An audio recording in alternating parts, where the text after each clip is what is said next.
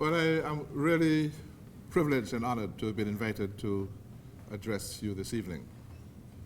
I've always been an admirer of Transparency International, and in particular, I've paid a lot of attention to the work that you have been doing here in Trinidad. I always read the essays that emanate from your organization in the press, and I wish to congratulate you on the contributions that you're making to eradicate corruption from our society. An important adjunct to the rule of law in any community. I can't resist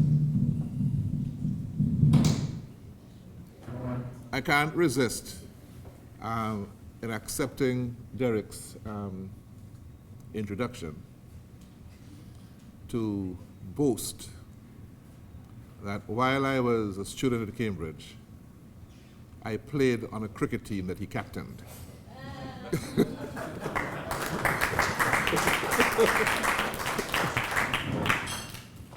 And that to me is my claim to fame this evening.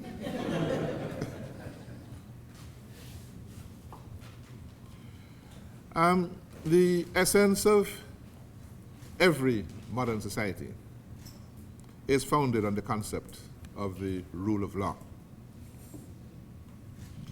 And this imposes a high standard of duty on its principal actors, most notably the law, the courts. The concept of judicial independence speaks to the ability of the judicial system to exercise its functions in a manner that is free of external interference. Judges are expected to adjudicate cases strictly on the basis of merit by an impartial assessment of facts and objective applications of the law. So the concept of judicial independence consists of several important elements. At the individual level, it means you have to have judges of high integrity, good character. And it also means that at the institutional level, there must be factors which guarantee the independence of the judiciary, which include administrative independence, adequate resources, transparent selection processes, and complete jurisdiction over judicial issues. I could add that the concept of judiciary, of an independent judiciary, also requires an environment whereby lawyers are able to advance the interests of their clients fearlessly and without fear of reprisals. But there's another way of interpreting judicial independence. Once upon a time, Trinidad and Tobago was a colony. Today, it is a republic. But its independence does not include judicial independence, as the final appellate court is still a foreign court, the Privy Council. One would have to recall that the founding fathers of the Caribbean community entered into treaty obligations to establish the Caribbean Court of Justice to replace the Privy Council. So, Trinidad and Tobago is already bound by treaty to achieve this. Although it can be argued that the treaty did not impose any particular timelines, inordinate delay could be seen as a rule of law issue, that is, non-compliance with an international obligation of the state. The other two republics in CARICOM, Guyana and Dominica, have already completed their circle of independence. and have the Caribbean Court of Justice as their final appellate court. In our region, the whole concept of independence would have started in 1962, when both Jamaica and Trinidad and Tobago became independent. Over the next 15 years or so, other Caribbean countries joined in. It was reasonable, I would think, for a transitional period to exist while the region prepared itself to take care of this judicial independence. But more than 50 years have elapsed, and the existence of the Caribbean Court of Justice over the last 10 years has provided a homegrown institution, well-equipped and very ready to assume that role. Now, living here, I can't help overhearing discussions surrounding accession of Trinidad and Tobago to the final appellate jurisdiction of the CJJ. But these discussions often deteriorate into discussions about the risk of political interference in the exercise of judicial power. And it seems that there are still some who think that having an overseas court is an antidote to that. Of course, this is based on a perception held in certain circles that judicial independence is not a Caribbean thing. Or perhaps even that things, institutions, and people from outside the region are better. But tonight, I'm sure I don't have to address this sort of complex, as I'm sure that everybody here is aware of the excellent reputation that Caribbean jurists have internationally, many of whom, even now, are holding judicial office in the highest international institutions. Early this evening, I was just reminiscing with Emil that when the African nations became independent, many of them who did not have a cadre of local excellent lawyers had Caribbean lawyers running their judiciary. Darley Alexander from St. Lucia was Chief Justice in Nigeria. Telfon Georges from Trinidad and Tobago and Dominica was Chief Justice in Zimbabwe and in Tanzania. Dusty Miller from Guyana was Chief Justice in Kenya. And there are many other judicial officers from the Caribbean who have served internationally and have earned tremendous reputations for that.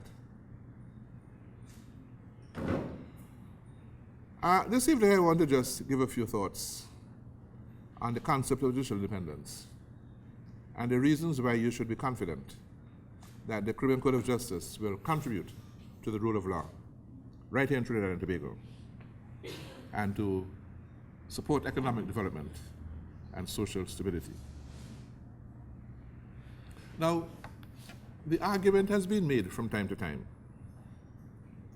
that investment and commercial security is dependent on the brand of the Privy Council as a final court of appeal in Trinidad and Tobago.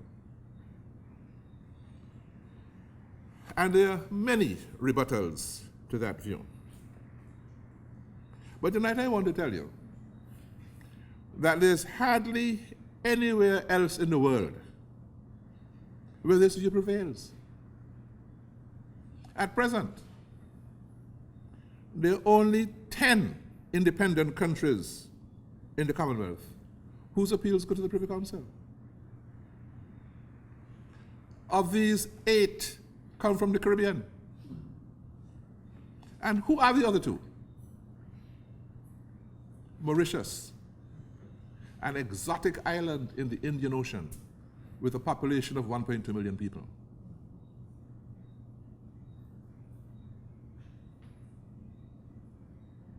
And Tuvalu, an exotic island in the Pacific with a population of 10,000 people. That's the company we're in. There's Kiribati, an exotic group of atolls in the Pacific with a population of 103,000 people. But they only allow appeals to the Privy Council on constitutional matters. And finally, there's Brunei, a little nation on the island of Borneo.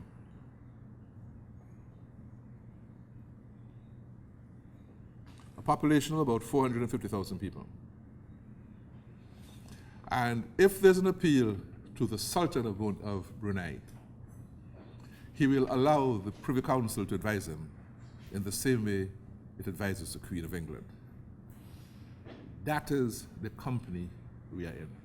Now, apart from that, there are the British dependent territories. There are 5 in the Caribbean. Then you have places like Gibraltar, the Falkland Islands, St. Helena. These are the countries which still have appeals to the Privy Council. Everywhere else has abolished appeals to the Privy Council. Starting in the Americas, there's Canada. In Africa, you can go from South Africa to Kenya in the east, to Ghana in the west. Every Commonwealth country in Africa has abolished appeals to the Privy Council and established their own final appeal court. You go to Asia, the great nations of India, Pakistan, Bangladesh, and the environs, Sri Lanka, Malaysia, Singapore, even Hong Kong. Then you go to Australia, New Zealand. All of these have abolished appeals to the Privy Council and established their own courts as their final appellate jurisdictions. Many of these countries have grown economically. They have not missed the brand of the Privy Council. They're socially stable, and they have populations that do not regret the abolition of the colonial links with the Privy Council. Right now, the CCJ is celebrating its 10th anniversary this year. Over the last 10 years, it has already established a track record of excellent judicial judgments on several areas of the rule of law. The court has developed over 160 judgments on a wide range of subjects. It's addressed complex land issues in Guyana, where the legal system was inherited from the Roman Dutch ancestry. It's addressed issues on human rights, criminal law, constitutional law issues, and a whole range of commercial matters. It has delivered important judgments on the movement of goods and persons in the region, contributing to both economic development and social stability. And because I'm speaking to you in Transparency International tonight, I could mention the case of corruption, which the CCJ has addressed in the, I suppose, well-known case of Byron from Belize. You're familiar with that case, right? Yep. Where the CCJ became the leading court, the first court in the world that determined that the Attorney General of a country could take civil proceedings to allow the state to recover damages from former ministers of government who had abused their status and deprived the state of its wealth. Tonight is not the occasion to go into too much detail, but the point is the CCJ has addressed issues which would support the goals that your institution stands for. And since I'm addressing the issue of confidence, I should mention, well, I have a quotation here from the report of the Global Arbitration Review Award ceremony in Paris on the 13th of February last year. And I quote, "Voted on by the international arbitration community, the awards are the flagship honors within the practice of arbitration.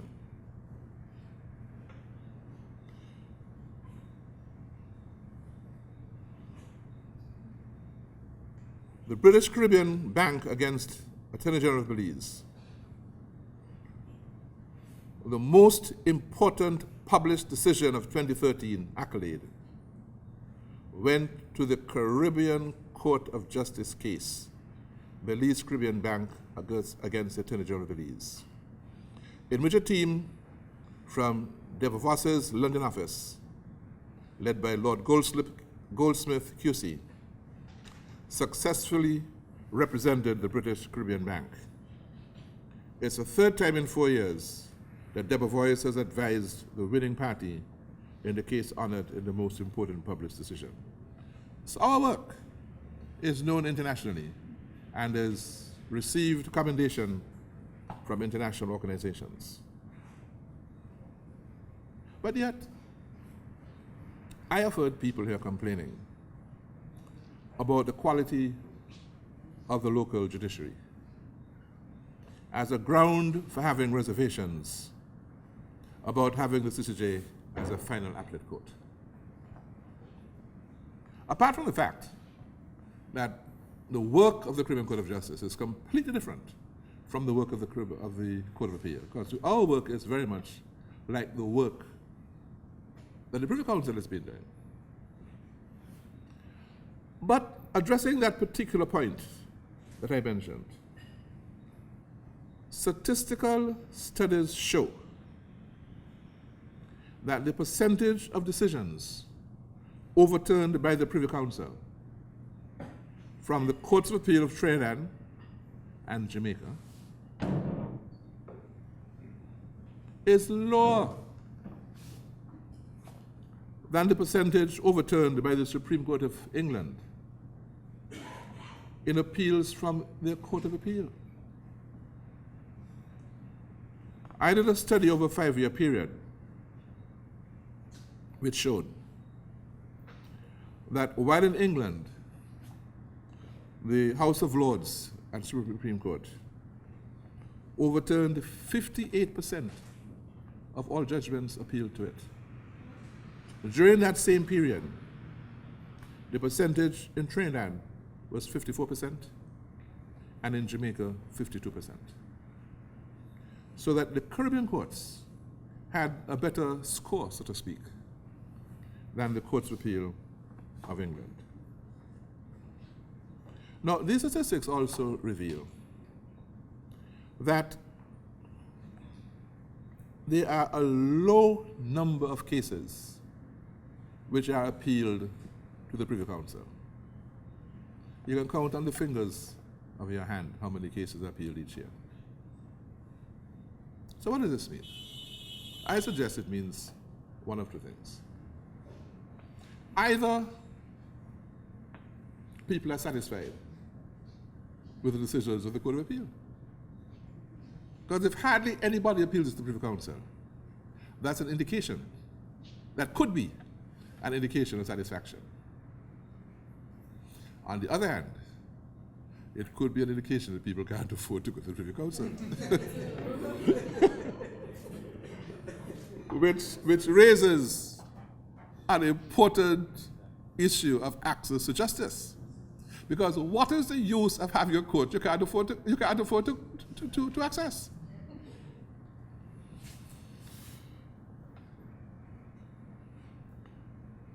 Now, of course, that has a lot of serious repercussions, because if you have a final court of appeal that doesn't receive many appeals, it can't do anything to improve the quality of justice administration. It doesn't see the work of the courts. It can't make any commentary. It can't give any advice. So the local judiciary is deprived of the assistance that it would get from having a final appellate court. But linked to that, you see, now is the fact that we have, at the TTTI, established quite a high rate of access. Although we have had only 4 countries now have a final appellate jurisdiction, we have seen that in the countries that have joined our court, there's already been a 300% increase in the number of appeals from the Court of Appeals. Now, another important thought is that apex courts play an important role in helping with judicial reform and education. Now, it's very ironic that in many of our Caribbean countries, the courts are still locked into practices inherited from the colonial days, while the courts of England are no longer in the same place. They have been the beneficiaries of reforms, changes, improvements. And a lot of this has been done because the Apex Court has been working through the Judicial Studies Board, providing judicial education programs and supporting research and reforms. Obviously, the Caribbean judiciary does not get the benefit of this in the same way. Having your own apex court, like the Caribbean Court of Justice, allows us the opportunity, because we are willing, we are able, and we are interested in playing this role in the Caribbean. And we have in fact been doing it. We have already, we have supported a number of reform programs in different parts of the region. Now, every time I have been speaking, people have asked questions about the institutional arrangements for our court. And I have wondered, why do I have to keep on repeating it? Because I think everybody should know. But just in case I'm wrong, when you think in terms of the independence of the judiciary, you're actually looking at two different elements. Because the independence of the judiciary is guaranteed by the institutional arrangements that are established. And secondly, by the character and quality of the judges who are appointed. The institutional arrangements, first of all, have to do with how judges are selected. And the most important element is that you don't want selection influenced by any interests in society, political or other types of interest. The selection process should be transparent, it should be competitive, and it should be merit-based. Now, the institutional arrangements are based on the establishment of a regional judicial and legal services commission. And this commission is completely independent because of how it's appointed. 2 members of the commission are appointed jointly by all of the bar associations in the Caribbean region. 2 members are appointed jointly by the Organization of Caribbean Bar Associations and the Organization of Eastern Caribbean States Bar Associations. 2 members are appointed jointly by the law faculties of the region and the Council of Legal Education.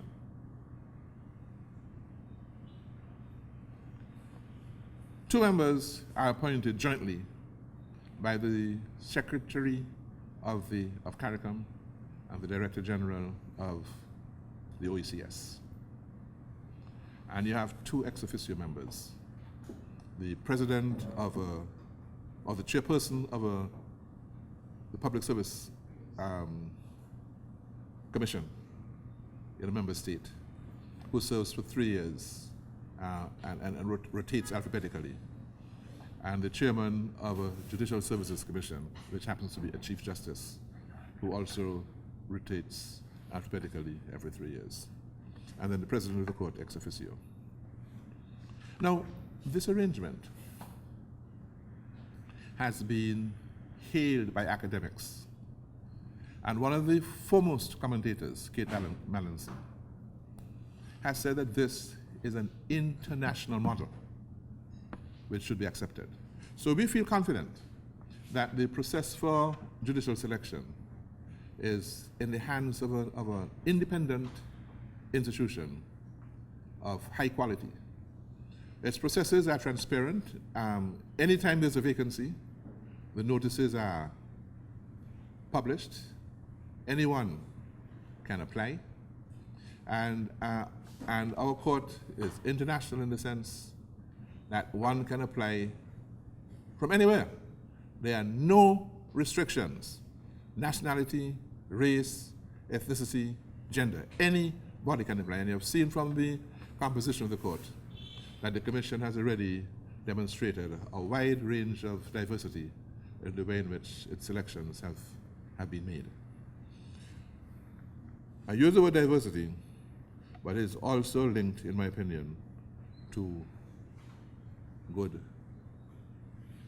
merit. Now, related to this is the financial arrangements of the court, because often courts are stymied by the inability to function effectively because of their dependence of annual subventions from governments. And there's always a fear that governments may try to manipulate courts by denying resources if decisions are going against them, and vice versa. So what has happened in the Caribbean Court of Justice is that we don't depend on that at all. At the commencement, with a view, and it's very interesting, you know, that the very governments who people are suspicious of wanting to interfere with our judicial independence, set up these arrangements, which included the establishment of a trust fund with a sum of money aimed at generating interest, which runs the court. And at the commencement, they set up the fund with $100 million US. Mark you, as I read the press in Trinidad, I realize that $100 million is no money at all.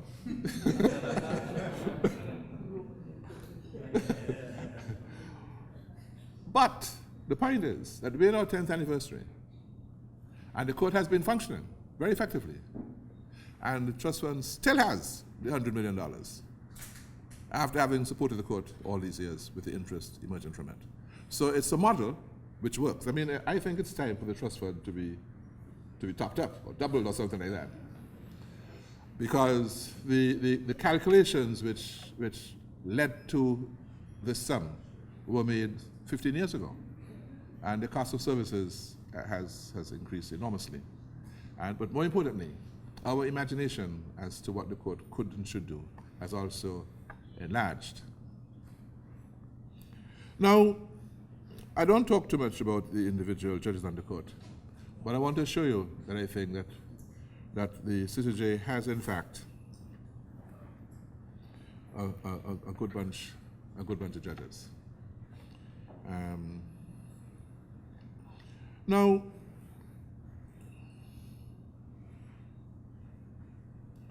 I don't think that the independence of the Criminal Court of Justice or its fitness to replace the Privy Council should be a matter of which there's any doubt. In fact, earlier this evening, Derek made the remark that I am also a member of the Privy Council. And that is true. But I don't sit on the Privy Council anymore. Well, I've never sat in the Privy Council as a judge. But right now, I dare not do it, because I suspect if I did, everybody would be confused. But the point is, I stand there not to criticize the Privy Council, because I don't think it's necessary to do that. I mean, it has served our jurisdiction for a long time, and served it well. But let's face facts. The time has come to put an end to that. We are independent people. I don't see how we can justify the idea that we don't have the capacity to adjudicate. You see, and in fact is, I don't understand exactly what the argument is, because I don't know if you're interested in statistics, if you know, have you got any idea how many judicial decisions are done by the magistracy in Trinidad every year? How many cases are dealt with by the High Court in Trinidad every year? How many cases are dealt with by the Court of Appeal in Trinidad every year? The majority of our judicial adjudications, the vast majority of dispute resolution is in the hands of the Caribbean judiciary.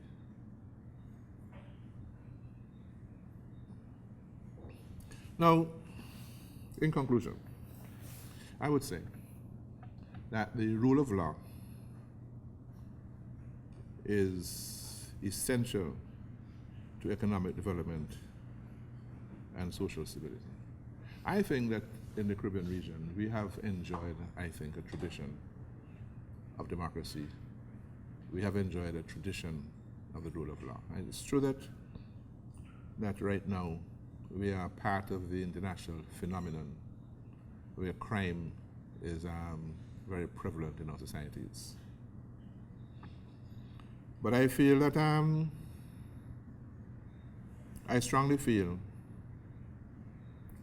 that the existence of fairness, giving people a voice, having a justice system which is quick, efficient, effective, is one of the tools for combating crime in our society. So I think that having an effective justice system, which I think the Caribbean Court of Justice will contribute to, is one of the tools for supporting social stability as well as economic development in our society. So I would suggest that in the modern era in Trinidad and Tobago, judicial independence, in which you should have confidence, must have the additional meaning of removing the remaining vestige of colonialism by abolishing appeals to the Privy Council and accessing the final appellate jurisdiction of the CCJ.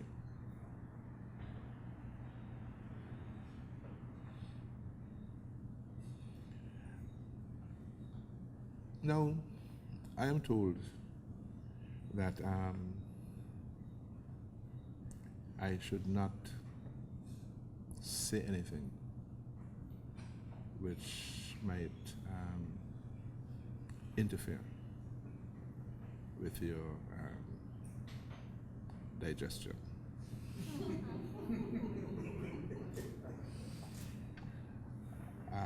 And I am told that I should say something that could make you laugh. So, in final, Derek, I would just like to give a joke which seems to have attracted a lot of international humor from time to time. And it started out in a place which is very much in the news these days. Because you remember, many